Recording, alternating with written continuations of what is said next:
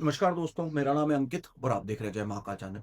इस वीडियो को अंत तक देखिए ताकि आपसे कोई जानकारी मिस ना हो। इस वीडियो को लाइक भी कीजिए। भारत के फॉरेक्स रिजर्व जाने की खजाने ने सारे रिकॉर्ड तोड़ दिए हैं, इंडिपेंडेंस से पहले और आज तक के। ऐसा कहना है हमारे रिजर्व बैंक ऑफ इंडिया के गवर्नर का। 13 बिलियन डॉलर का जंप आया है। टोटल जो हमारी जीडीपी है ना, वो इस टाइम 723 बिलियन डॉलर है, जिसमें से 150 बिलियन डॉलर तो सिर्फ सोना है और बाकी कैश है। रिजर्व बैंक ऑफ इंडिया के गवर्नर ने साफ कहा है कि भारत की जो जीडीपी है ना और जो फॉरेक्स रिजर्व है, वो इतनी स्टेबल ना आज तक हुई है, ना हमारे फॉरेक्स रिजर्व इतने कभी हुए हैं। तो जिस रफ्तार से हमारे फॉरेक्स रिजर्व बढ़ रहे हैं, 1 से 1.5 महीने में ये हो जाएंगे 750 बिलियन डॉलर और इस साल के एंड तक 800 बिलियन डॉलर के काफी पार चले जाएंगे। ये वो भारत है जिसको 1991 के अंदर अपना सोना गिरवी रखना पड़ गया था। ऐसी नौबत आ गई थी और एज अ फेल्ड स्टेट ये घोषित होने वाला था।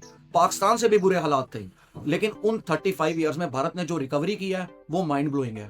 यूनाइटेड नेशन में 193 कंट्रीज हैं जो कि लिस्टेड है। उसमें से 20 कंट्रीज ऐसी हैं जिनकी जीडीपी 700 बिलियन डॉलर के पार है। बाकी जो 173 कंट्रीज हैं, उनकी इतनी जीडीपी नहीं है जितने हमारे पास आज की डेट के अंदर फॉरेक्स रिजर्व है। भारत नेपाल की जीडीपी को 14 बारी खरीद सकता है इन कैश।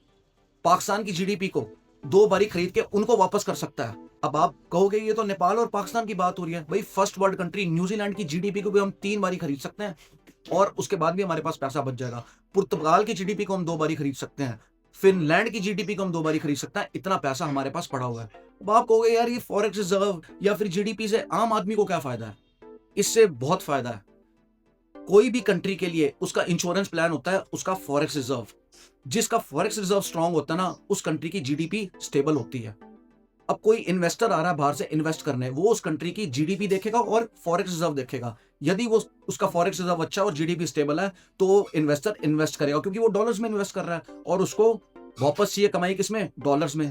तो भारत के पास अच्छे खासे डॉलर्स पड़े हैं, तो इससे क्या होगा? एम्प्लॉयमेंट जनरेट होगा। दूसरा रीजन है महंगाई, जो कि आम आदमी के लिए बहुत बड़ा मुद्दा है। भारतीय सरकार फॉरेक्स रिजर्व को यूज करती है एज अ टूल महंगाई को कंट्रोल करने के लिए। पिछले दिनों $1 के खिलाफ रुपए की वैल्यू थी 87 और रुपया गिर के चला गया था 91 के ऊपर। फॉरेक्स रिजर्व हमारा स्ट्रांग था, इसलिए हमने रिकवर कर लिया। रिजर्व बैंक ऑफ इंडिया ने फॉरेक्स रिजर्व में से डॉलर निकाले, डॉलर्स बेच के उन्होंने रुपए लिए। अब जब रुपए लिया तो रुपए की वैल्यू बढ़ गई और डिमांड बढ़ गई, जिससे जो रुपया 91 पे चला गया था ना, वो 90 पे आ गया। तो ऐसे फॉरेक्स रिजर्व जो है वो महंगाई को कंट्रोल करने में भी काम आता है। यदि हमें बाहर से कोई भी सामान इंपोर्ट कराना है किसी भी फॉरेन कंट्री से, तो उसके लिए भी हमें डॉलर्स की जरूरत पड़ेगी। अगर युद्ध के दौरान हमारे वेपन्स खत्म होने लगे और इमरजेंसी में हमें बाहर से वेपन्स खरीदने की जरूरत पड़ गई और वो भी बड़ी मात्रा के अंदर, तो हमारा फॉरेक्स रिजर्व स्ट्रांग होगा, तभी हम वो वेपन्स खरीद सकते हैं। अब चीन जैसी कंट्री को टक्कर देने के लिए हमारा फॉरेक्स रिजर्व तो स्ट्रांग होना चाहिए, क्योंकि चीन की जो फॉरेक्स रिजर्व है वो ऑलरेडी $1 ट्रिलियन है। डॉलर के खिलाफ जितनी दूसरी कंट्रीज की करेंसी गिरी है ना, इतना रुपया नहीं गिरा। चौथा और सबसे अहम पॉइंट ये है कि फॉरेक्स रिजर्व टैक्स को भी कंट्रोल करता है। अब पाकिस्तान जैसा कंट्री है, उनके पास फॉरेक्स रिजर्व तो है नहीं, तो वो कर क्या रहे हैं? वो टैक्स बढ़ा रहे हैं पब्लिक के ऊपर, 50% और 100%, जाने की एक ह्यूमंगस अमाउंट ऑफ टैक्स, क्योंकि उन्होंने अपना कंट्री चलाना है। अब भारत के अंदर यदि 1.5% भी टैक्स बढ़ जाता है ना, तो स्ट्राइक होने लग जाती है, बवाल मचने लग जाता है। तो फॉरेक्स रिजर्व जो है वो टैक्स को भी कंट्रोल में रखता है। तो ये भारत के लिए बहुत बड़ी अचीवमेंट है, जो भारत ने आज तक हिस्ट्री के सारे रिकॉर्ड तोड़ दिए हैं। और फॉरेक्स रिजर्व जो हमारा $723 बिलियन हो गया है, इसे पूरी दुनिया देख के हैरान है। बाकी आपका कहना दोस्तों इस वीडियो के बारे में मुझे कमेंट सेक्शन में लिख के बताइए।